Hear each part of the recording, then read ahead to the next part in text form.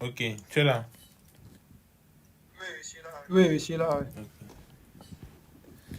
Network Security Basic and Network Access.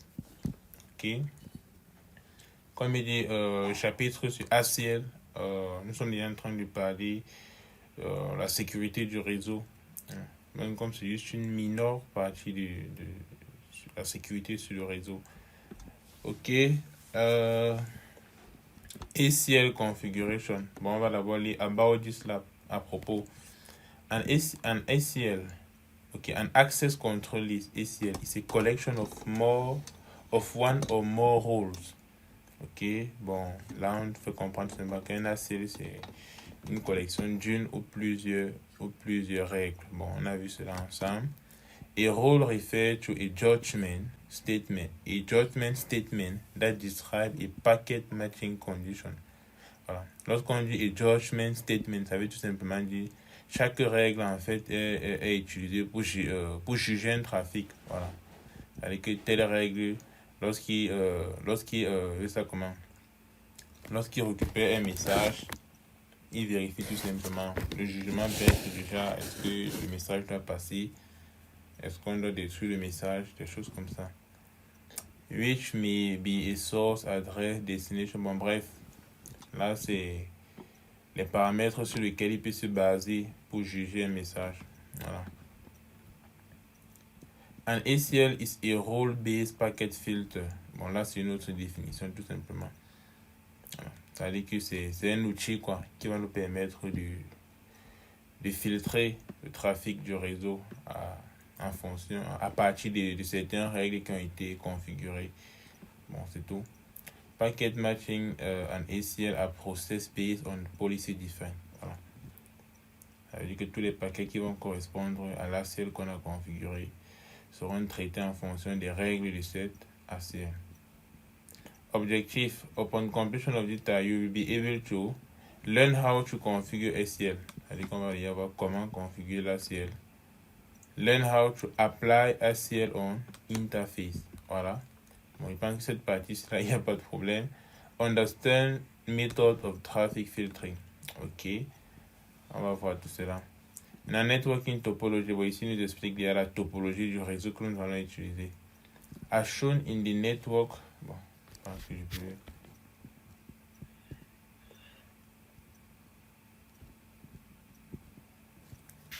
Ok. As shown in the networking diagram. Bon, voici le dessin ici, quoi. Je vais finir de lire, puis on va venir encore voir cela ensemble. Bon, voici déjà la topo, quoi. Nous avons 3 routeurs. Parmi ces routeurs, nous avons un routeur qui va agir comme le client et un autre qui va agir comme le serveur. Voilà. Et le serveur que nous allons utiliser là, c'est un serveur Telnet. Bon, tu connais très bien le rôle du protocole Telnet pour la connexion à distance, quoi. Voilà, il y a Telnet, il y a SSH et autres. Bon, c'est exactement ce qu'on va vouloir faire ici. Exactement. Traffic filter, ACL, lui, va tout simplement intervenir dans le sens où on va vouloir préciser uniquement les clients du routeur R1 de communiquer avec eux. En fait, bon, pas que préciser les clients, mais un seul client. Parce que sur ce routeur, nous allons configurer plusieurs clients. Et parmi ces clients-là, en fait, nous allons restreindre l'accès à d'autres personnes d'accéder, de se connecter au serveur Telnet. Voilà, nous allons donner la permission uniquement à une seule personne de se connecter là. Et par exemple, là, tu vois déjà que c'est un Advanced ACL qu'on va devoir configurer. De telle sorte que si tu as ce client-ci, c'est-à-dire que tu as l'adresse IP source telle et la destination c'est vers le serveur, tu peux te connecter. Voilà. Au cas contraire, tu ne te connectes pas. Bon, c'est ça l'idée générale en fait. En réalité, nous sommes en train de faire du UTP. Déjà, tu vas voir comment est-ce qu'on peut configurer un serveur Telnet, voilà, et un client Telnet, voilà, de telle sorte que le client pourra se connecter sur le serveur. Et lorsqu'il parle de connecter, c'est l'accès à distance. C'est ça en fait le rôle de ce protocole-là.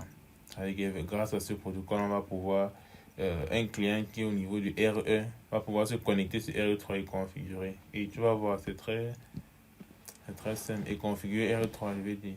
Ok. Maintenant, as shown in the networking, R3 function as the server. R1 function as the client. Ok. And they are reachable to each other.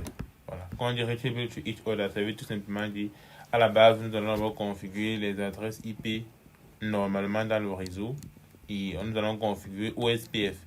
Voilà. De telle sorte que, étant par exemple sur RE3, tu peux communiquer avec étant sur RE1, désolé, tu peux communiquer avec RE3, avec RE2. Bon, bref, quoi. Il y a toutes les routes pour arriver n'importe où dans le réseau. Voilà pourquoi on parle déjà c'est quoi? R1 function as the client. Okay, and they are reachable to reach other. Okay, the IP address of the physical interface connecting R1 and R2 are. Bon, c'est l'adresse IP qu'ils ont précisé. J'ai noté cela sur la topo. Bon, on va revoir cela. Okay, respectively. And the IP address of the physical interface connecting R2 and R3. Bon, voici. Ok. Ils ont précisé là. Ok, respectively. In addition to logical interface, loopback 0 and loopback 1. Voilà. Maintenant, hormis les adresses physiques que nous allons configurer, parce que là, ils ont précisé les adresses IP de l'interface GetNet 003 et 003 de RE1, RE2. Puis ils ont précisé 004, 003 de RE2 et RE3. Voici les 4 adresses IP physiques que nous allons configurer.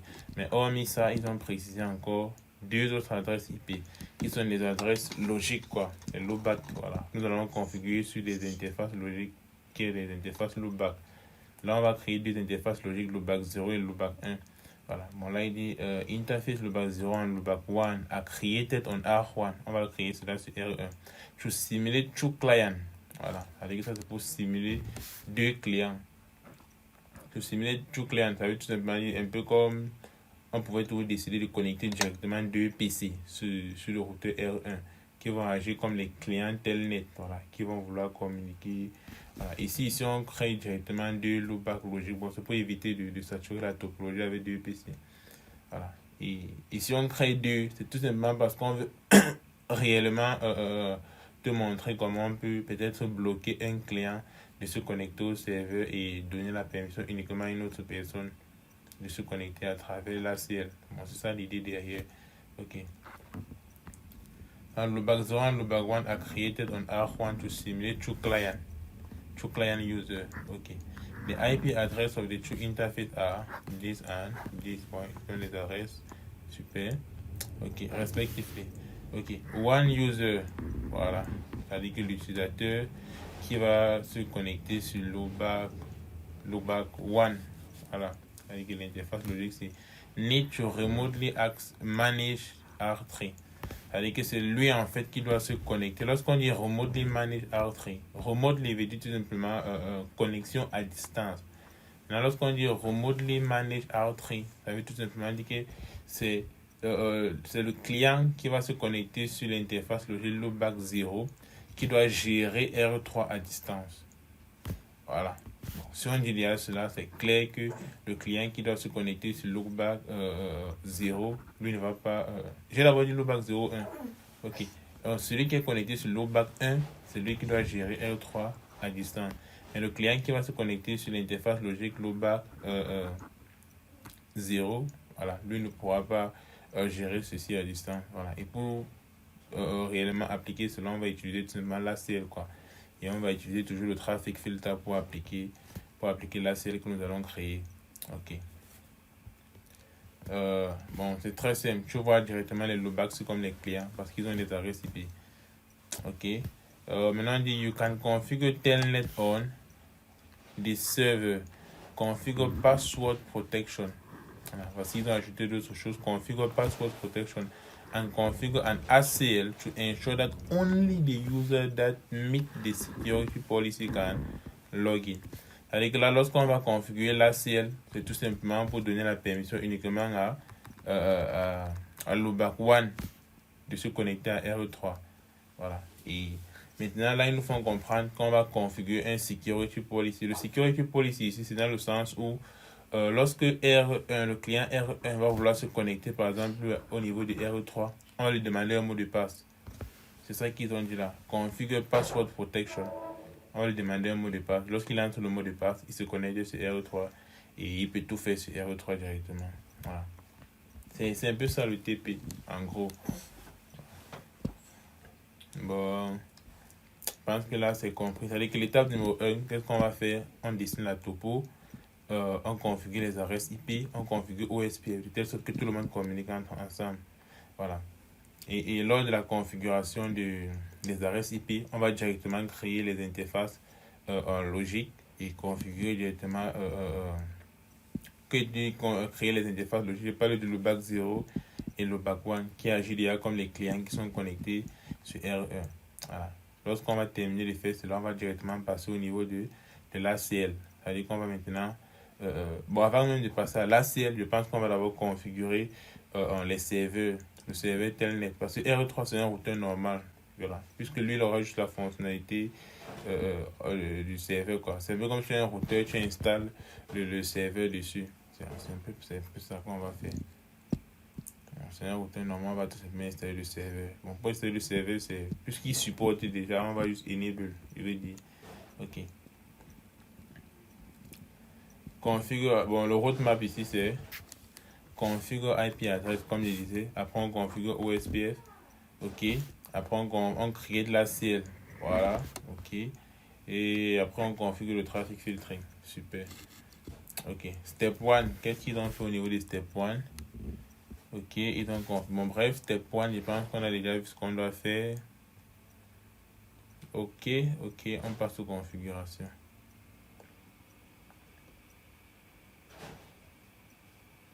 Ok. Ok. Bon. Laisse qu'on termine avant qu'on va venir directement à step 3. Parce que step 1, c'est de configurer tous les adresses IP au niveau des interfaces.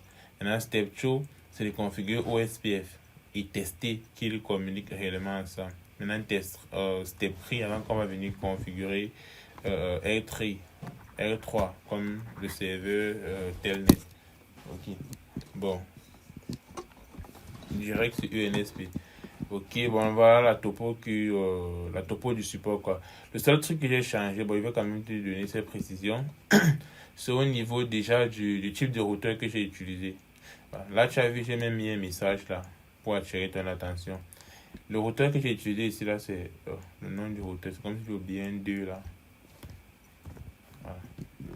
Bon, si j'ai dit au niveau des routeurs. Ok, voici le routeur que j'ai utilisé là. Je pense que tu vois un peu mon curseur. Voilà. Avant cela, j'ai d'abord utilisé ce routeur classique ici là, avec le nom router. Mais le problème, c'est qu'avec ce routeur, il ne supporte pas la commande du traffic filter. C'est-à-dire que lorsqu'on utilise cela, après avoir créé nos ACL, on ne peut pas utiliser traffic filter pour appliquer cela sur les interfaces des routeurs. Voilà. Ce qui fait en sorte que pour CTP, c'est clair qu'on ne pourra pas utiliser ceci. Voilà. Mais par contre, avec ce routeur, ça fonctionne. ARE 2226. Oui, avec cela, ça marche. Voilà. Pour dire en fait que, et c'est important de les préciser, si on ne précise pas et que tu prends peut-être router simple, tu essayes de faire tout ce que tu es en train de faire à un niveau, lorsque tu vas vouloir configurer le trafic filtre, tu vas voir que la commande n'existe pas sur le routeur. Voilà, bon, je pense que c'est ça que je voulais préciser. Mais sinon, la topo, c'est bon. Tout est là, les adresses IP. J'ai directement mis pour qu'on regarde à travers. Voilà, les adresses loopback, voilà ici. Voilà, sur R1, j'ai indiqué ça là. Ok, bon, sans plus tarder, je commence. R1, R2, R3. Ok. Bon, je vais agrandir. J'ai agrandi R1, j'ai agrandi R2.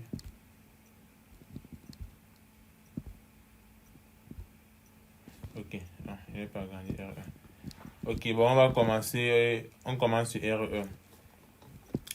Ok, ok, je commence d'abord avec Undo Terminal Monitor pour éviter les messages qui vont me déranger. D'abord, ok, je pense qu'il faut le faire sur tous les équipements pour ne pas oublier Undo Terminal Monitor. Parce que lorsqu'on va configurer OSPF, je sais déjà que ces messages-là vont nous déranger. Les messages Neighbor Relationship et tout. Ok. L'étape numéro 1, c'est renommer. Bon, on part d'abord à la vue système. Première configuration, c'est renommer sysname. On va appeler ça RE1. Ok. Je commence à configurer les adresses IP. Interface. giga ethernet 0 slash 0 slash. Voilà.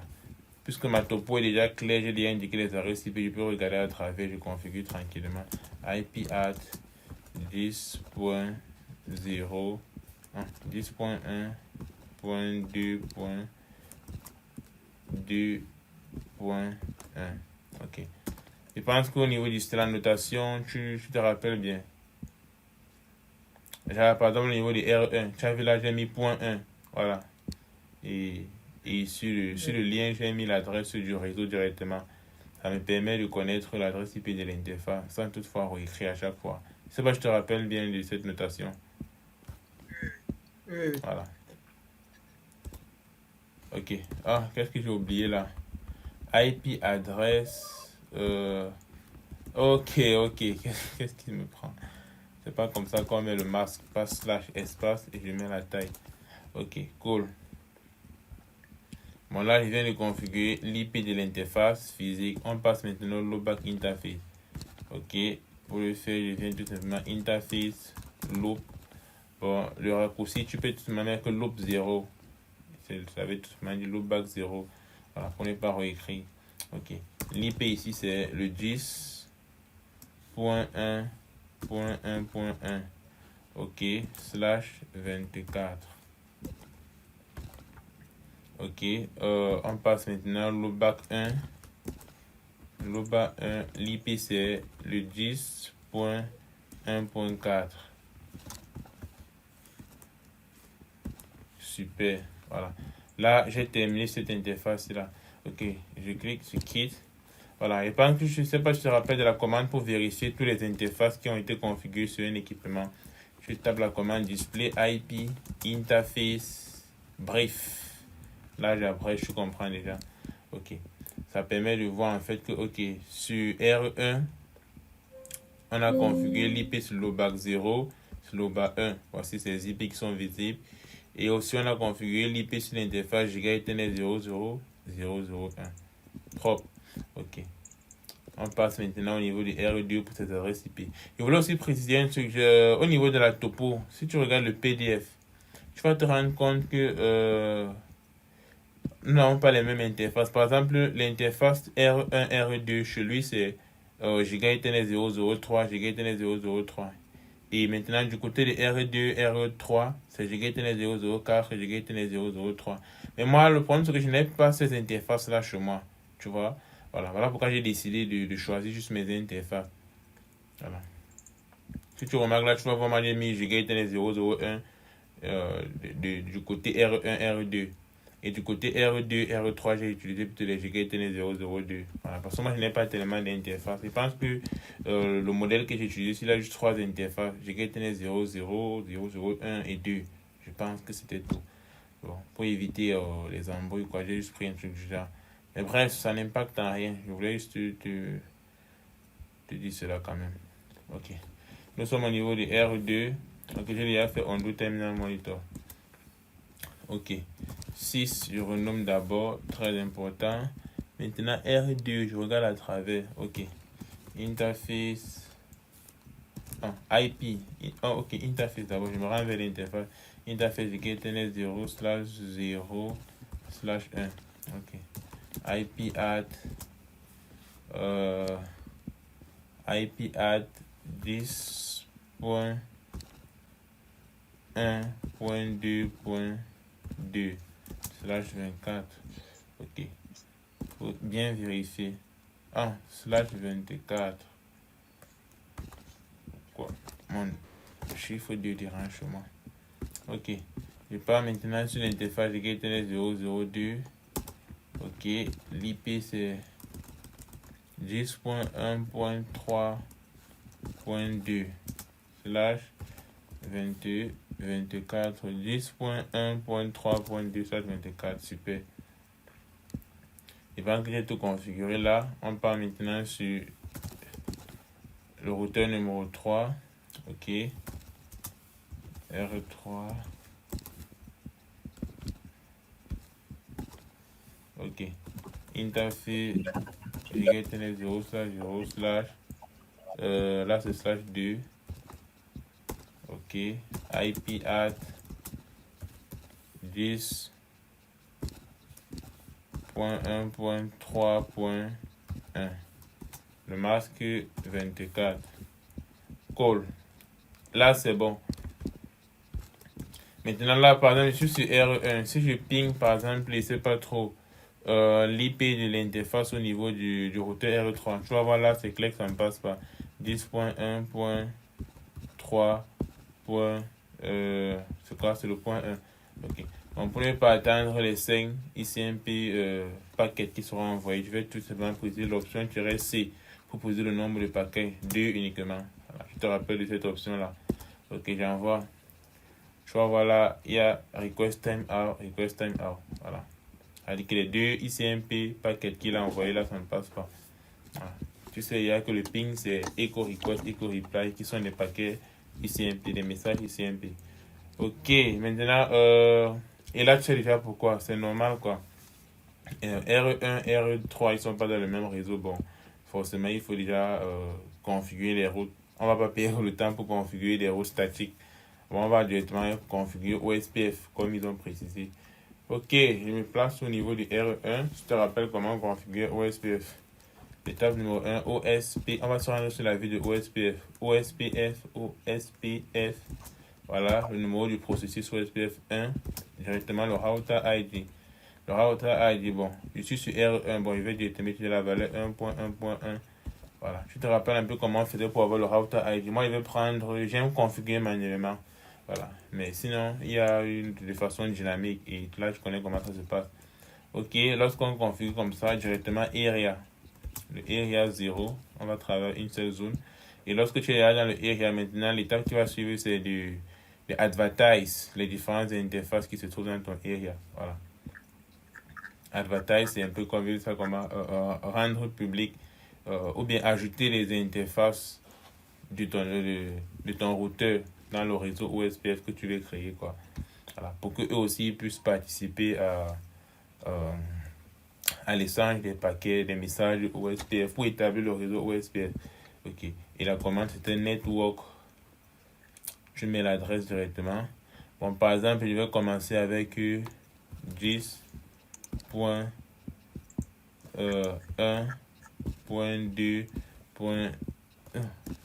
Clavier dérange. .2. Ok, maintenant ici, lorsqu'on voulait faire le advertisement, il y avait deux méthodes de le faire, quoi. Soit tu mets l'adresse IP exacte, comme ceci, et au niveau du Y4 mask, tu mets seulement 0.0.0. Tu vois, voilà, ça passe. Maintenant, soit tu mets plutôt l'adresse du réseau et tu mets exactement le Y4 mask. Maintenant, avec OSPF, le Y4 mask, là, c'est tout simplement l'inverse du masque. Tu vois, c'est-à-dire que c'est pas comme avec le Y4 mask de ACL qu'on a vu dernièrement. Non, c'est pas ça. Bon, par exemple, je vais peut-être prendre, c'est pas trop. Bon, bref, faut ne pas perdre le temps. Je pense que tu as compris ce que j'ai dit. 1.1.1. Ok, je vais advertise le loopback ici. Ok. Ok, il y a ceci. Ok. Bon, bref, ce que je disais tantôt, c'est quoi? Par exemple, le loopback 1, tu vois, c'est un /24. Bon, je peux décider de mettre son adresse réseau. Voilà. C'est-à-dire qu'au lieu de mettre 10.1.4.1, qui est l'adresse IP exacte en fait de l'interface logique, je mets plutôt l'adresse IP de son réseau. Voilà. Et lorsqu'on met l'adresse IP de son réseau, on doit mettre le Y4 mask.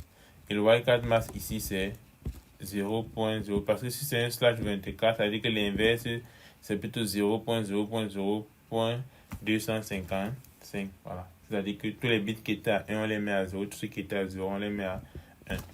Et on valide là, c'est la même chose. Bon, bref, c'est un peu comme ça qu'on fait le advertisement. Voilà. En français, advertisement veut dire promouvoir les interfaces pour qu'ils participent à OSPF, quoi. Et ok. Et si on ne promouvoit pas une interface, il ne va pas participer à OSPF. Ça veut tout simplement dire que lui ne sera pas atteignable par d'autres personnes aussi. Ok. Je suis au niveau du R2. Je vais faire pareil. OSPF, le numéro de processus 1. Par défaut, le numéro de processus OSPF c'est 1. Bon, même si je ne précise pas, il va mettre 1. Router ID, bon, je vais le faire manuellement 2.2.2. Voilà. Généralement, c'est comme ça qu'on fait pour facilement identifier, quoi. Tu regardes le numéro de ton routeur et tu j'utilise le format, puisque le router ID en fait a ce format, c'est le même format qu'une adresse IP. Voilà pourquoi lorsqu'on va arriver au niveau de IPv6, je pense qu'on va... Ah non, bref, c'est là c'est au niveau de HIP. Parce qu'au niveau de HIP, là-bas, on va étudier IPv6, un peu avancé, c'est-à-dire, il y a aussi le protocole OSPF pour des réseaux IPv6. À la seule différence que le OSPF au niveau du protocole IPv6, c'est pas la même version que le OSPF qu'on configure. Rappelle-toi que OSPF, il y avait deux versions, version 2 et version 3. Il était dit que la version 2 est configurée sur les réseaux IPv4. Maintenant, les réseaux IPv6 sont configurés, ça comment? La version OSPF version 3, quoi, la version 3. Et là-bas, maintenant, il y a quelque chose qui diffère, quoi. Bon, je vais pas t'expliquer ceci, c'est pas trop nécessaire. Qu'est-ce qui suit Area? On parle dans le Area. Area 0. Ok, on passe au Advertisement. Network. Bon, je vais commencer par le 10.1.2. Oh, mon clavier. .2.2. Ok, 0.0.0.0. Ok. Maintenant, il fait pareil avec le 10.1.3. Je n'ai pas encore fini. Il commence déjà son advertisement.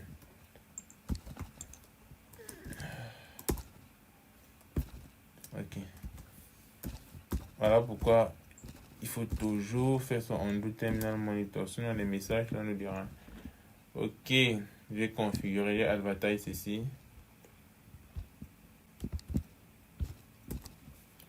Undo terminal monitor 6. Ok. Nous sommes sur R3. Ok. On passe sur l'interface. Interface. Giga Ethernet 0. Ok, on a déjà configuré les adresses IP. Ok, OSPF directement. OSPF Router ID 3.3.3.3. Ok, Area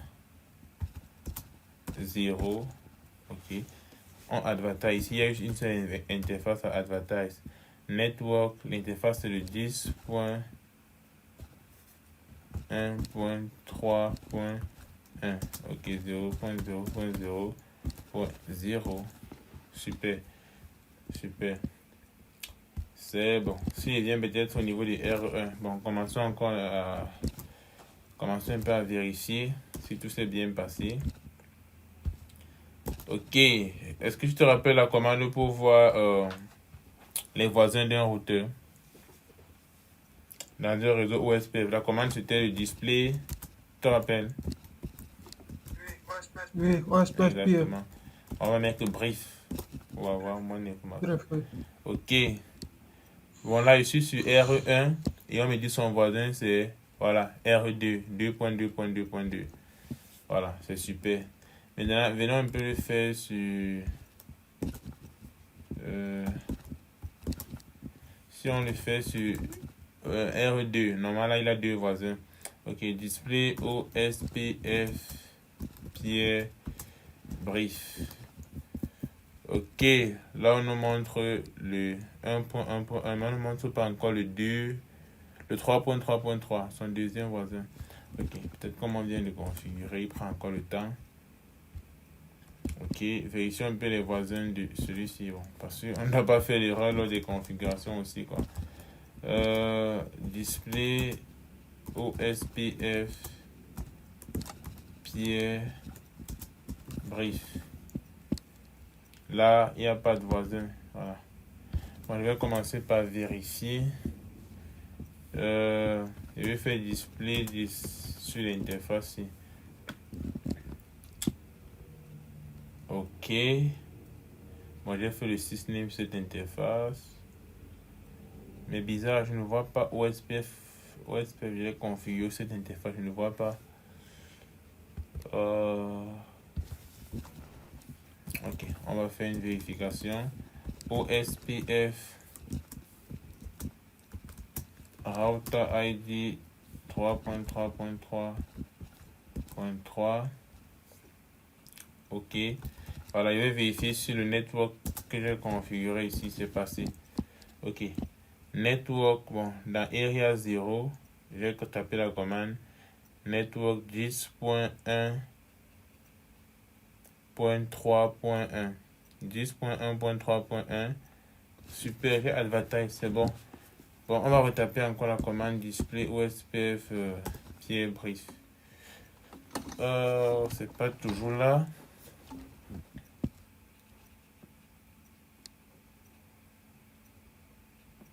Ok, bon, l'erreur peut être au niveau du R2. Ça peut être au niveau du R2, l'interface qui mène vers, qui quitte de R2 vers R3. Oui, l'erreur peut être de ce côté-là. Bon, on va tout simplement vérifier. Je reprends au niveau du processus OSPF 1, display 10. Ok. Network, la commande, j'ai tapé network 10.1.3.2 vers le 10.000. Ouais, ça ne passe pas, pourquoi? Voilà. Si ça ne passe pas, c'est que ce qu'il faut maintenant vérifier, c'est l'adresse IP. À ce niveau, déjà, si j'ai bien configuré cela. Si j'ai aussi fait l'erreur, là, c'est un problème. Bon, je passe sur l'interface Giga Ethernet 0/0/2. /2. Ok, je vais faire display 10 pour voir l'adresse IP. L'adresse IP ici, c'est le 10.1.3.2/24. L'IP est bon de ce côté. Ça veut dire, allons au niveau du routeur R3. Interface Giga Ethernet 0/0/2. Display 10. Oh, ça nous prend du temps. Ok, je pense que là tu as vu l'erreur quoi. Au niveau de l'adresse IP, j'ai utilisé le 10.2.3.1 au lieu de 10.1.3.1. Wow, je crois que là il faut être vigilant si ce truc c'est pas. Bon, on va taper la commande undo. Undo IP add. C'est quoi que j'ai tapé? 10.2.3.1. Ok. Ou bien si je fais IP add, je mets all. Je pense que là il va supprimer tout normalement. Non, il n'y a pas le all. C'est comme si je dois préciser l'adresse IP manuellement. 10.2.3.1. Ok. Bon, pour se rassurer, c'est ok. Undo.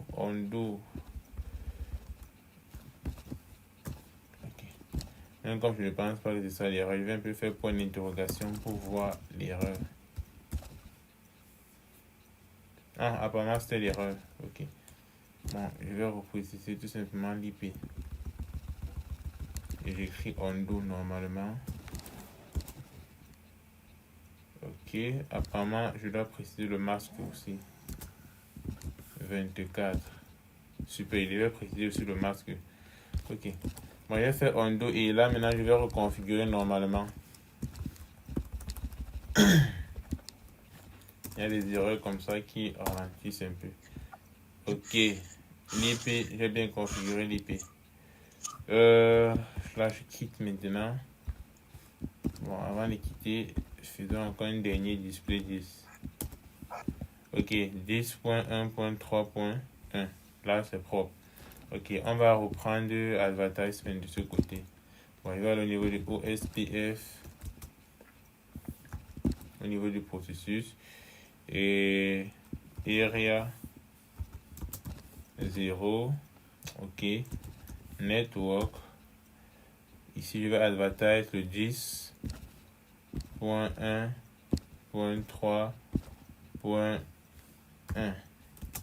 0.0.0.0. Super. Ok. Avec ici, je dis au niveau du R2, c'est question de temps peut-être. Là, il doit prendre normalement. Display OSPF Pierre brief. Cool. Il a pris. Bon, ça veut dire que là, c'est sans doute quoi. Si on vient, on recommence sur, par exemple, à ce niveau, si je retape ma commande du pink, ok, pink 10.0. 10.1. Je vais pink l'interface Gigaethernet 002 de R3. Je pense qu'on a la voix pink, c'est là, ça ne passait pas bon. On va reprendre. Point 3.1. Cool. Là, tout passe normalement. Bon, bref, il n'y a pas le temps de tester réellement toutes les communications, mais ça passe forcément. Ok.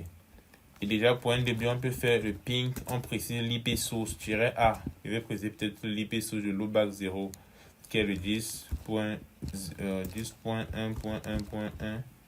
Voilà. Et je vais ping le serveur. Voilà. Le serveur qui est le 10.1.3. Bon, il n'est pas encore serveur, mais bref.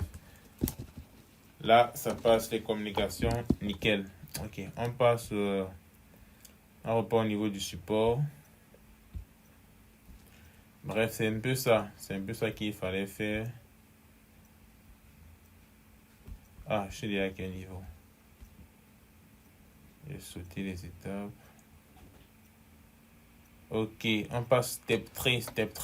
Ok, on va aller ensemble. Step 3, qu'est-ce qu'on demande de faire? On dit configure R3 as a server. Ok. Maintenant, pour le faire, qu'est-ce qu'on dit? Enable the telnet function on R3. C'est-à-dire que c'est qu'on va faire pour ça comment? Pour configurer R3 comme serveur, c'est tout simplement enable telnet, la fonction telnet, voilà, puisqu'il supporte déjà cela. Bon, c'est très simple. Maintenant, lorsqu'on va enable telnet, ce qui va suivre maintenant, c'est on va configurer le user level. Le user level ici, là, c'est un peu lorsqu'on va vouloir créer un utilisateur. Parce que, rappelle-toi, au chapitre 3, on a vu il y avait 4 types d'utilisateurs. Voilà, il y avait user level 0, user level 1, user level 2 et user level 3. Voilà. User level 0, en fait, c'était au niveau du visit level. C'est-à-dire que tout ce qu'il pouvait faire, c'est visiter le réseau en faisant des pings ou bien des traçades. Maintenant, le user level 1, c'était c'était au niveau du monitoring level. Monitoring, ça veut dire ça comment? Visualisation du réseau. C'est-à-dire qu'il est capable de voir les configurations qu'on a fait sur le réseau. Il a ce droit. Maintenant, il y avait le niveau 2 qui était le configuration level. C'est-à-dire que là, il peut configurer. Et rappelle-toi que c'est à partir d'une autre hiérarchique. C'est-à-dire que lorsque tu es au niveau 2, tu peux déjà faire ce que le niveau 0 peut faire, ce que le niveau 1 peut faire. Maintenant, plus d'autres fonctionnalités que toi-même tu peux faire. Voilà. Et le niveau 2 qui était le configuration level, tu peux faire les configurations. Niveau 3, maintenant, c'est le management level, où tu peux tout faire, quoi. C'est-à-dire que, hormis déjà le niveau 0, 1 et 2 que tu pouvais faire, en plus de ça, tu pouvais aussi gérer les fichiers système de ton routeur et tout, supprimer ce que tu veux. En fait, bref, tu as tout le contrôle du réseau. Et bon, bref, l'utilisateur que nous allons créer, c'est ce droit que nous allons donner à cet utilisateur-là. Voilà. Unset et login password. C'est-à-dire que lorsqu'on va créer l'utilisateur, cet utilisateur-là a ce droit-ci et on va configurer un mot de passe pour cet utilisateur. C'est-à-dire que lorsqu'il va vouloir se connecter au serveur, il va devoir entrer ce mot de passe-là, quoi. Et le mot de passe, bon bref, voici le mot de passe que Huawei a donné. Huawei, 1, 2, 3. Bon, ça veut dire que lorsque tu crées, c'est ceci que tu utilises, quoi. Ok. L'étape numéro 1, c'est Telnet Server Enable. Ça, c'est déjà pour configurer R3 comme serveur Telnet. Lorsqu'on fait ceci, on a terminé. C'est-à-dire que R3, lui, il est déjà comme serveur. Ok. Maintenant, au niveau du R3, qu'est-ce qu'on va faire? On va créer ce qu'on appelle les User Interface. Alors, User Interface, pourquoi? Parce que lorsqu'on va configurer R3 comme serveur, voilà, on va devoir maintenant créer les interfaces par lesquelles les utilisateurs peuvent se connecter. Et maintenant, pour le créer, c'est très simple. On va utiliser la commande User Interface V2Y. Et lorsqu'on met maintenant 0,4 maintenant, c'est ça comment? C'est comme l'intervalle du nombre de personnes qui peuvent se connecter au serveur. C'est-à-dire que lorsque je mets 0,4, ça veut dire que 5 personnes peuvent se connecter en même temps sur le serveur, en fait. C'est tout ce que ça veut dire, quoi. C'est-à-dire que c'est ça le rôle de ces virtual interface. C'est-à-dire que lorsque je fais, c'est-à-dire que par exemple, l'utilisateur du loopback 0, en fait, qui va se connecter sur R3 à travers une interface quelconque. Peut-être l'interface peut avoir l'ID 0. Voilà. Une autre personne peut aussi se connecter et travailler en parallèle dessus. Bon, il faut déjà comprendre qu'au niveau du user interface, nous sommes totalement en train de configurer les interfaces en fait par lesquelles les utilisateurs pourront se connecter. Ah, et je pense que tu comprends pourquoi c'est sur R3 qu'on configure cela. C'est normal quoi. Voilà. Là, qu'est-ce qu'ils ont dit? Ils ont dit les user interface commun. Display one or multiple user interface view. Exactement. One or more. Ok. The visual type terminal user interface manage and monitor user login using Telnet or SSH. Voilà. La question configure le VTY, c'est tout simplement parce que lui il a la capacité de gérer les logins en utilisant soit le protocole Telnet ou bien SSH pour les connexions à distance. Quoi. Ok. Bon, pour le faire, ça veut dire que lorsqu'on va taper cette commande-là, ça veut tout simplement dire qu'on a créé déjà cette interface. Lorsqu'on crée l'interface, maintenant nous allons venir au niveau de l'interface que nous avons créée et connecter nos utilisateurs et créer l'utilisateur et son mot de passe déjà, voilà, pour une interface. Voilà. Et on pourra créer 4 utilisateurs au total, 5 au total. Voilà. Mais on va juste créer un seul utilisateur, parce que c'est le but du TP. Ok, lorsqu'on va créer l'utilisateur, on donne directement son user level, on donne un mot de passe et après cela, c'est tout. On va maintenant passer au ACL et tout. Donc, bref, là, c'est l'étape numéro 4. On va venir. Finissons d'abord avec le 3. Ok. Bon, je vais directement aller au niveau du... Je passe sur mon terminal. Je passe sur RE3. Je nettoie. Ok. Système. Ok. Telnet. Enable. Telnet server. Il y a le mot-clé server. Enable. Super. Telnet server has been enabled. Bon, là, c'est good. Maintenant, on passe au user interface. User interface VTY 04. Cool. Voilà. Nous sommes déjà au niveau de l'interface VTY. Voilà. Cette interface VTY, tu peux voir ça comme le terminal en fait. Voilà. C'est un peu comme si c'était un terminal Linux sur lequel on va maintenant venir se connecter tout simplement. Ok. Bon, là, je vais créer maintenant mon utilisateur. Bon, user, la commande, c'est tout simplement user. Lorsqu'on fait comme ceci, en fait, nous sommes en train de créer l'utilisateur, nous donnant directement les privilèges. User, privilege, level. Privilege, level, bon, on a dit 3. C'est-à-dire qu'on va faire le 3. Ok. Après cela, lorsqu'on a créé l'utilisateur, on va donner le mot de passe. Voilà. Pour le mot de passe, c'est set authentication. Set authentication password cipher. Ok. Maintenant au niveau du password, généralement il y a deux façons de le faire. Lorsque j'écris normalement set authentication password cipher, l'idée maintenant c'est d'appuyer. Généralement ce qu'on fait, on appuie enter. Lorsqu'on appuie enter, on nous demande d'entrer le mot de passe. Quand il dit d'entrer le mot de passe, ça dit nous sommes en train de créer un mot de passe quoi. Voilà. Et pour que tu comprennes mieux ce qui se passe, c'est déjà, nous sommes au niveau du serveur. Et là, ce qu'on est en train de faire, c'est, nous sommes en train de créer une interface par laquelle un utilisateur va venir se connecter. Et cette interface-là, en fait, nous créons le mot de passe aussi en même temps. Tu vois? Voilà. De telle sorte que lorsqu'un utilisateur va vouloir se connecter, il va devoir entrer ce mot de passe-là pour pouvoir se connecter au serveur. C'est ce qui se passe quand. Voilà, bon, comme tu vois là, ça ne marche pas. Là, ça ne marche pas. Ce qu'on doit faire ici, là, c'est la deuxième méthode, c'est après ça, on donne directement le mot de passe. Voilà. Huawei, c'est pas que le mot de passe c'était quoi? C'était Huawei. Arrobas 1, 2, 3. Okay. Voilà, c'est cool.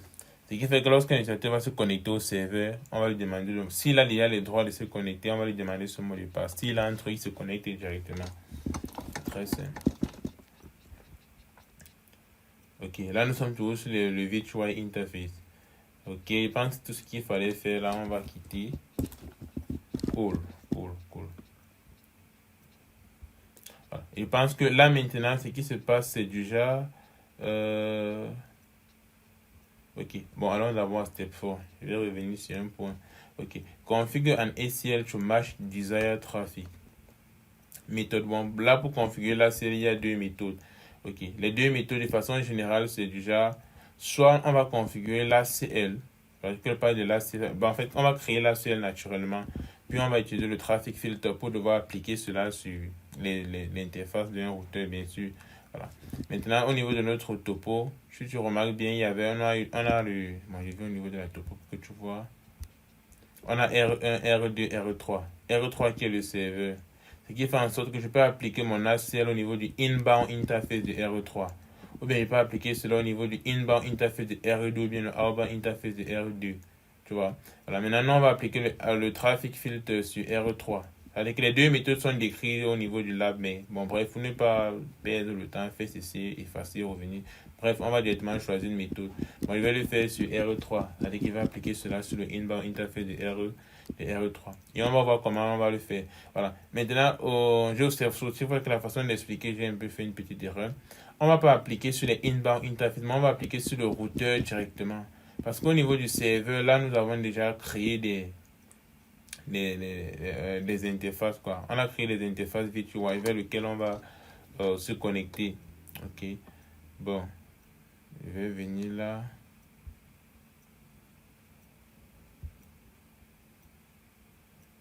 Ok, le support, on cherche le support. Ok.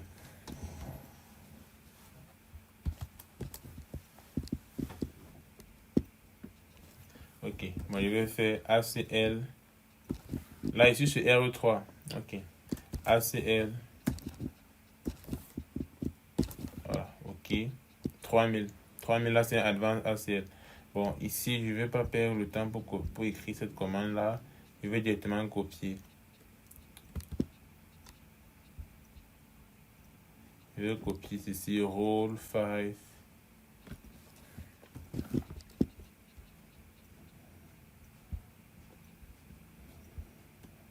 Ok. Je paste là. Ok. Bon, là, la règle, c'est rôle. Bon, on a posé le rôle ID. Ok. Là, on a mis permit.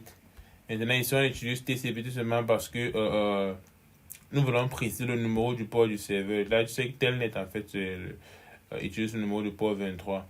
Ok. Bon, là, je vais au niveau du source, je vais tout simplement préciser l'IP source de celui qui peut accéder.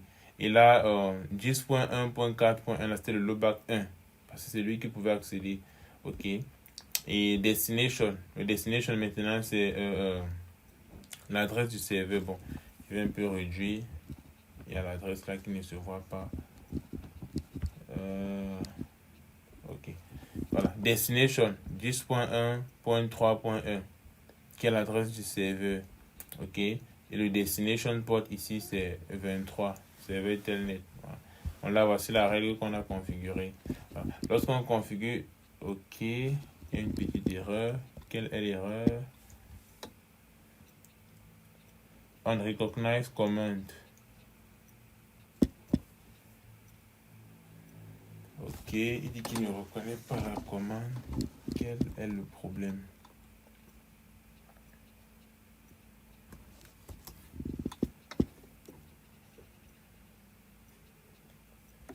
C'est souvent un peu le problème qu'on a avec les équipements Huawei, avec les TP, je veux dire. C'est-à-dire, il y a peut-être des équipements qui sont utilisés au niveau du TP, qu'à un autre niveau, bon, il n'y a peut-être pas cette fonctionnalité et tout. Mais bref, normalement, tout doit fonctionner ici. On dit on recognize command. Ça veut dire qu'il y a quelque chose qui n'est pas correct là. Ok. Bon, je vais devoir un peu effacer.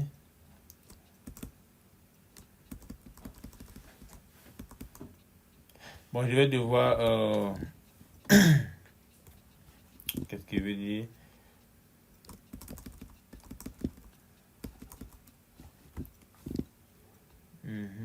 Un instant. Bon, je vais toujours utiliser Advanced ACL.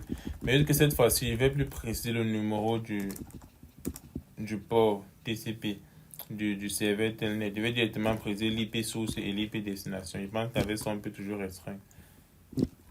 Oh, pourquoi je n'arrive pas à écrire? Wow, c'est quoi ça?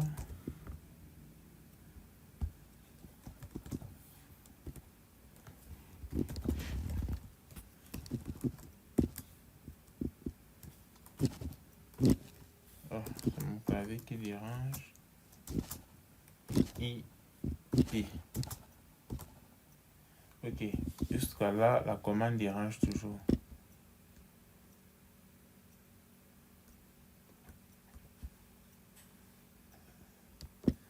Ok, je pense que je vais devoir l'écrire manuellement. On va quitter. Ok, on va devoir l'écrire manuellement. Puisque normalement cela fonctionne. Rôle, ok, permit, TCP, ok, au fur et à mesure je vais appuyer tab, source, l'IP source de loopback 0.10.1.4.1 0.0.0.0. Voilà, ça c'est le wildcard mask pour dire en fait que exactement ceci doit matcher. Voilà, bon là tu connais déjà. Ok, maintenant destination. Okay. Destination 10.0 10.1.3.1. Ok, 0.0.0.0. Ok, destination port ici c'est equal to, bon, equal ici là c'est EQ 23. Super, tu vois là ça passe quoi. Bon, lorsque j'ai collé, je sais pas pourquoi ça ne prenait pas. Ok. Bon là maintenant je vais taper une autre règle rôle. Bon, je peux peut-être appeler, je sais pas. Mais si je précise pas le rôle ID. Rôle, là je vais dire deny. L'action ici c'est deny TCP source any. Voilà. Maintenant, pourquoi est-ce qu'on fait le deny ici là pour les any source quoi. Voilà. Tout simplement parce que le seul trafic qui doit traverser en fait c'est ceci en fait, le 10.1.4. Alors que tout autre trafic ne doit pas traverser, ne doit pas accéder à mon serveur. Voilà, c'est un peu pourquoi on fait ça. Alors qu'ici, là, il y a juste une seule source qui est cette source-là. À part cela, s'il y a une autre source qui est le any, on connaît déjà le any, c'est deny. L'action, c'est deny. Ok. Cool. Lorsque je termine comme ceci, quelle est l'étape suivante? Ok. Maintenant, là, on vient de terminer de configurer notre ACL sur RE3. Maintenant, on va aller au niveau du filtre trafic. Voilà. On va maintenant appliquer le filtre trafic. Mais comme je disais tantôt, le filtre trafic, si on va le faire sur les virtual interfaces de RE3, on va pas faire sur les interfaces physiques, non. On va directement faire sur les virtual interfaces de RE3. Pourquoi? Parce que c'est par ces interfaces en fait que l'utilisateur va se connecter. Voilà. Avec les clients que nous avons connectés là. Voilà. Bon, je vais aller tout simplement là-bas, c'est très simple. Je suis sur RE3. Non, je clé d'abord. Ok, c'est bon. Je fais quitte. Ok. La commande c'est user interface. User interface VTY. C'était quoi? L'interface c'était 04. Oui. Maintenant, une fois que je suis là, maintenant la commande, bon. Lorsque nous sommes sur l'interface VTY, c'est différent un peu de la commande que nous avons utilisée lorsque nous sommes sur l'interface physique. Puis ici, l'interface physique, c'était très simple. La commande était tout simplement traffic filter, puis tu mets inbound ou bien outbound, puis tu mets ACL, tu mets le numéro de l'ACL. Voilà. Et maintenant, puisque nous sommes sur les VTY interface, on va plus préciser traffic filter. Non, on met directement ACL. ACL, je mets le numéro qui était 3000 et je dis inbound. Voilà. Là, tu comprends pourquoi il dit inbound. Inbound veut dire que là, on vient d'appliquer cela ici. Sur l'interface, en fait, je gagne 00003. Pourquoi? Parce que c'est par là que le paquet va entrer, en fait. Mais en réalité, c'est sur l'interface configurée dans le routeur, qui est l'interface VTY. Ok. Je pense que là, on a terminé. Il va maintenant falloir qu'on fasse des tests. Ok. Ok. Inbound. Display ACL configuration R3. Ok. On va taper la commande pour display ACL configuration R3.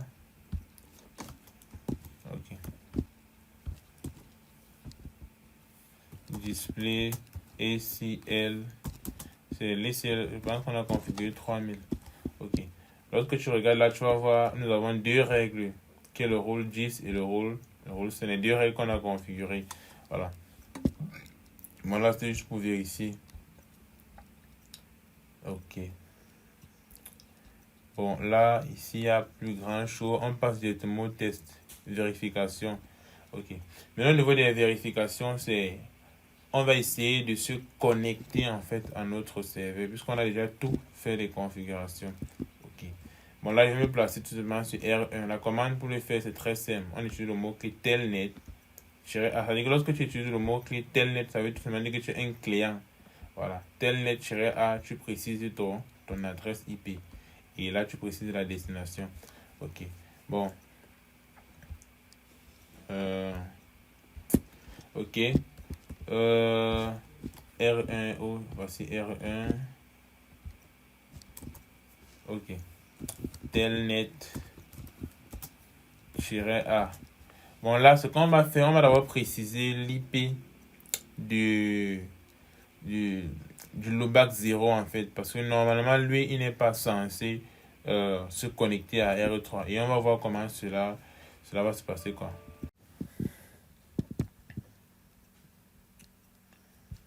Ok, nous sommes à la phase des tests.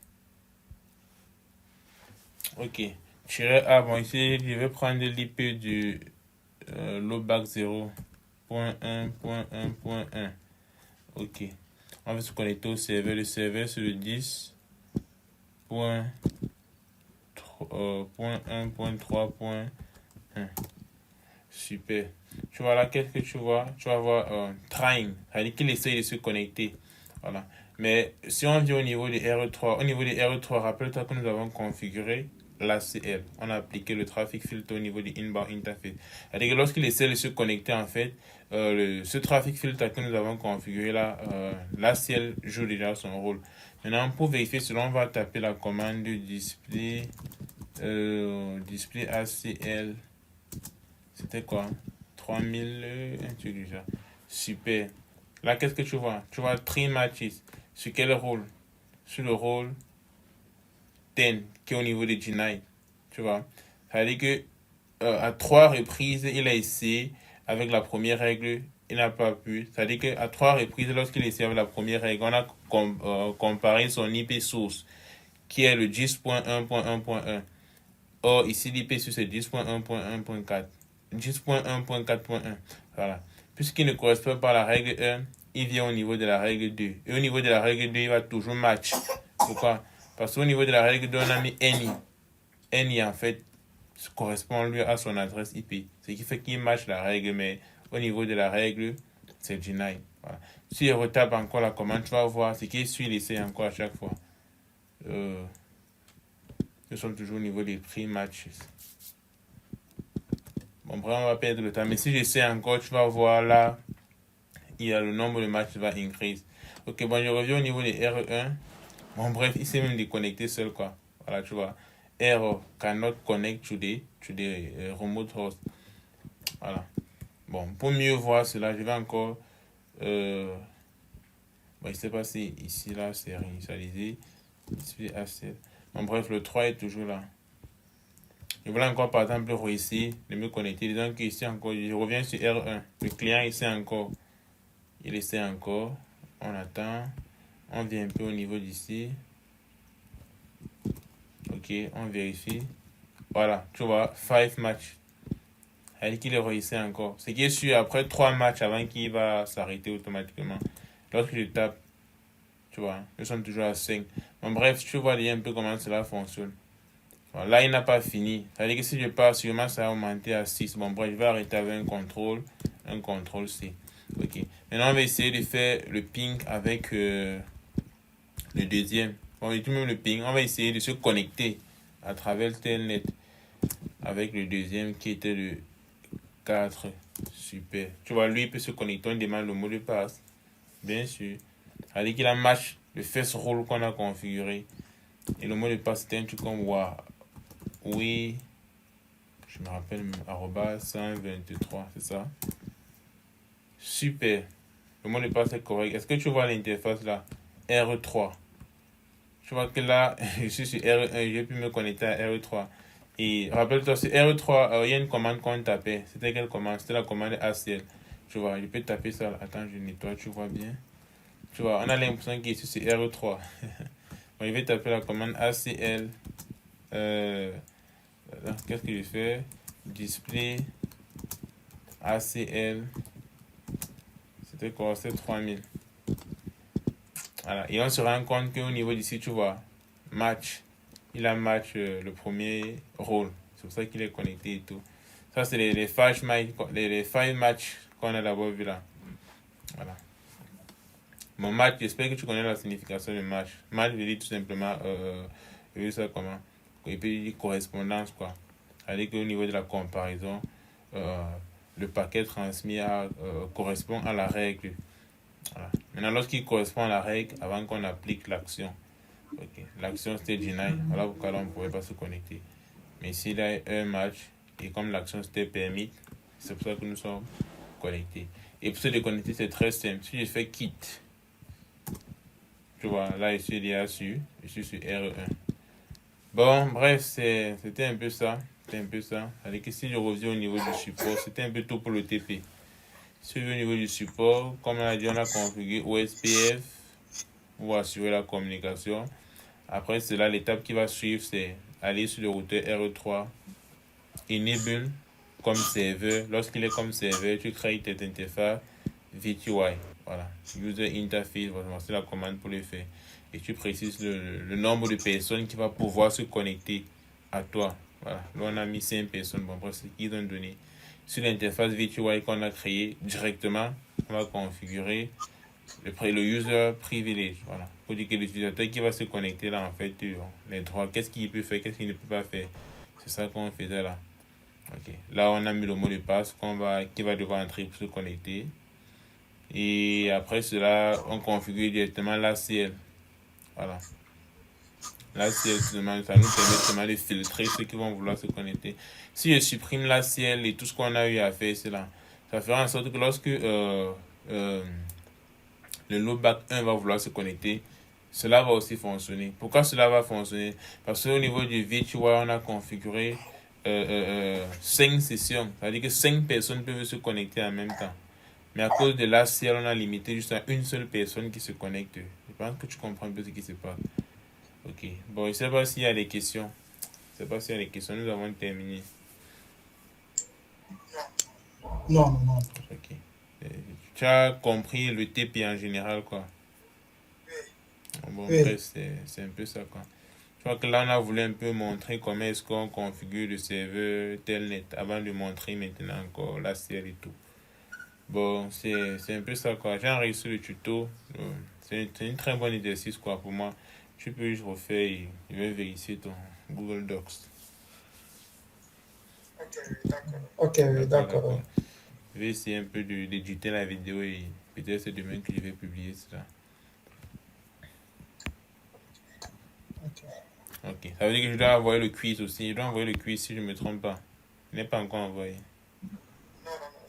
Non, non, non, c'est pas encore Ok. envoyé. Bon, on se dit à demain.